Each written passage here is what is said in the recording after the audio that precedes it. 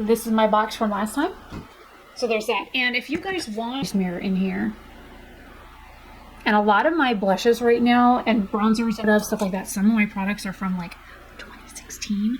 So I am glad that I'll look into more of this. It says it's antimicrobial. So I figured on like my skin that I have like these breakouts on my upper arms from the KP that I have.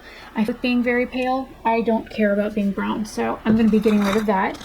Then conditioner, this I wanted for my hair because I do have naturally wavy hair, and this is a keep, and it came in a bag even though there's a hole in it.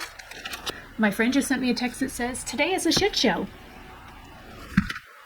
ColourPop is empty, and I was looking at rebuying it recently, and so I'm glad that I got this 14-day wear short almond nails, and the packaging is literally, it's been cuddled. The card just fell. I'm pale, and I know it. I don't need that. Just like the